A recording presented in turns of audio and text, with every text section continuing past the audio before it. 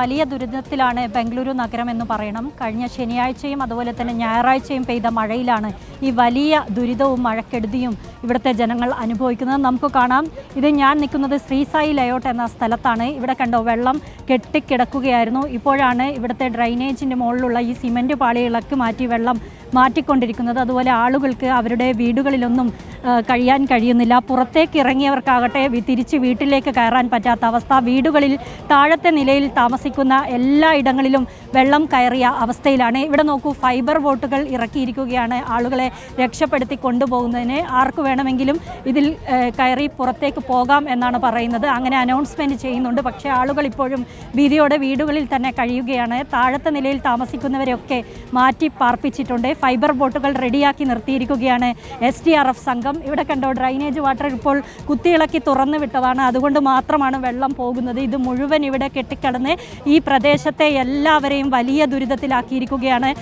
അതുപോരാ, ഞാനിപ്പോൾ മഴയിൽ കുതിർന്ന് വീണ് ഒരു മതിൽ നിലം പതിച്ചത് മൂലം ഒരു സ്ത്രീക്ക് ജീവഹാനി ഉണ്ടായിരിക്കുന്നത്. അത് നടന്നിരിക്കുന്നത് മഹാദേവപുര എന്ന സ്ഥലത്താണ്. ഇങ്ങനെ ബംഗളൂരുവിൻ്റെ പ്രധാനപ്പെട്ട ഇടങ്ങളിലെല്ലാമുള്ള അവസ്ഥ വ്യത്യസ്തമല്ല. എല്ലായിടത്തും വെള്ളം കയറിയിരിക്കുകയാണ്. ഇപ്പോൾ കൂടെ നമുക്ക് കാണാം, കാർമേഘം മൂടിയിട്ടുണ്ട്. ഇനി മഴ വരുന്ന സമയമായി കഴിഞ്ഞു. 3 മണിയോടുകൂടി ബംഗളൂരുവിൽ മഴ പെയ്തു തുടങ്ങും.